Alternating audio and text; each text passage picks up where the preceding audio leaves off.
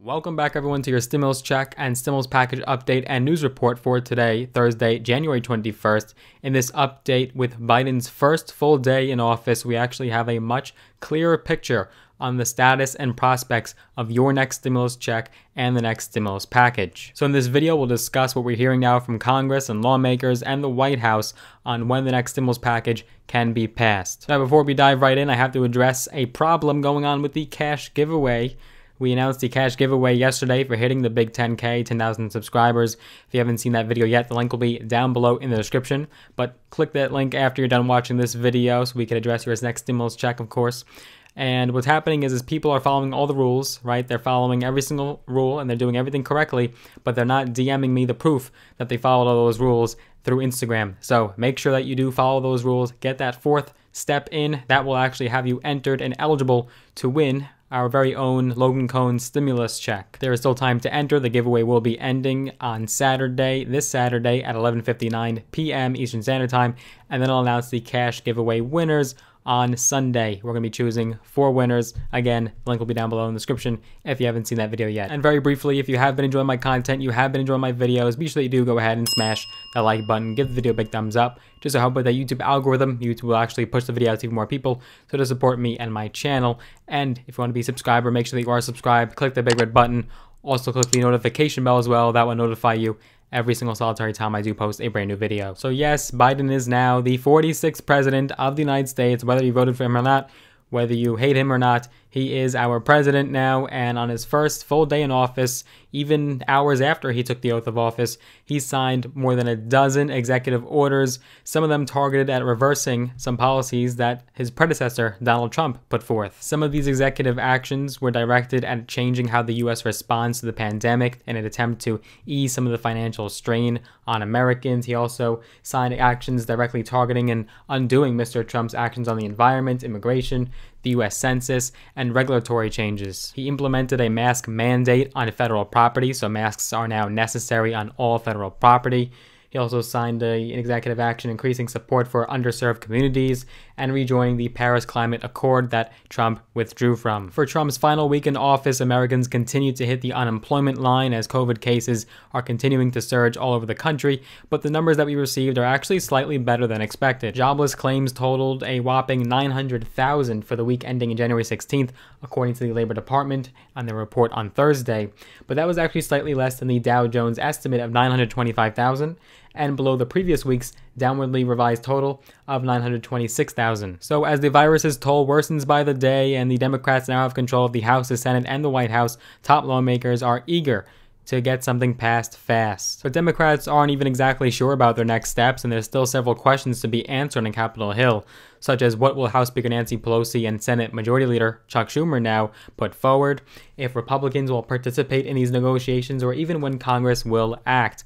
We don't know a lot of things, but the House Speaker Nancy Pelosi is still quite confident in the Democrats' ability to fast-track the next stimulus package. In fact, she told reporters on Thursday that, quote, "we'll be doing committee work all next week so that we are completely ready to go to the floor when we get back." So Thursday's comments from the House Speaker certainly bode well, and they also indicate that the House of Representatives plans to act quickly to get its version passed, which will then set up the proposal for a showdown in the U.S. Senate. We essentially know for a fact, no matter which version of the bill gets produced, no matter what the price tag is, no matter what the provisions are, we know the bill will pass the House, and quite swiftly.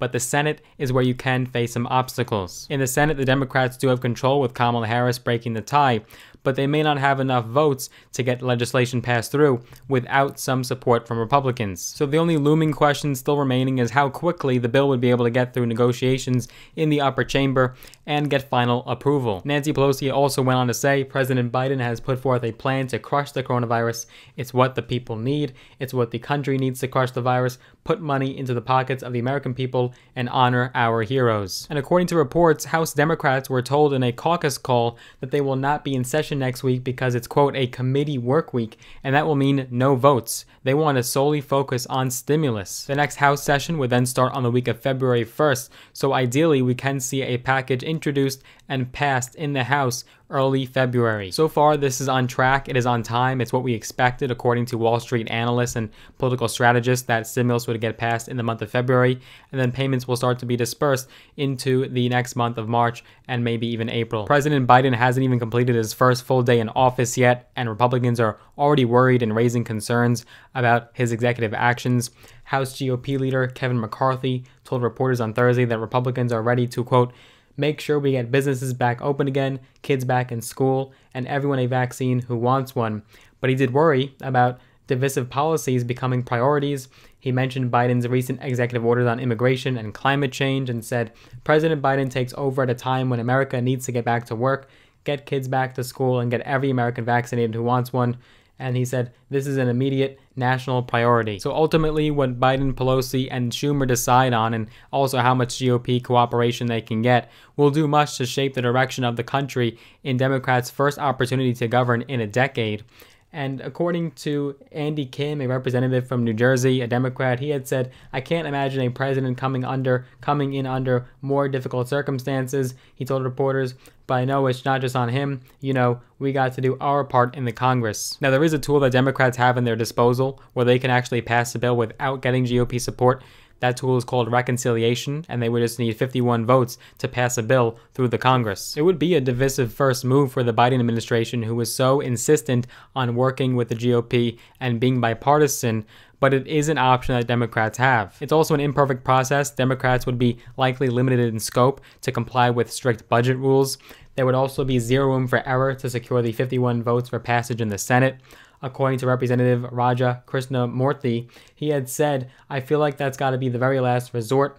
We've got to do everything we can to make this bipartisan. Some Democrats are also eyeing another possible alternative, and that would be to do a bill much, much less in cost than Biden's $1.9 trillion bill to secure that quick cash for vaccine distribution and $1,400 stimulus checks, which is much more likely to get bipartisan support. So that is another possible route that the Democrats could go through. There is no doubt, though, that there's the feeling of urgency. The U.S. recently passed the death toll of 400,000. The economy is stalling, and there's also a new deadline that lawmakers on both sides are eyeing, and that is March 14th. That is when unemployment benefits will expire for Americans. Biden will be working rapidly. Hopefully, he will stick to his promises. I don't think he's going to be golfing anytime soon. More updates and developments will follow suit. Again, that cash giveaway is down below in the description. If you haven't seen that video yet, you can enter and get that free cashola. I do hope you enjoyed this video. If you did, give it a big thumbs up, smash that like button, and if you want to see more videos from my channel, be sure that you are subscribed. Click that big red button. Also click the notification bell as well. I look forward to seeing you guys in the next video.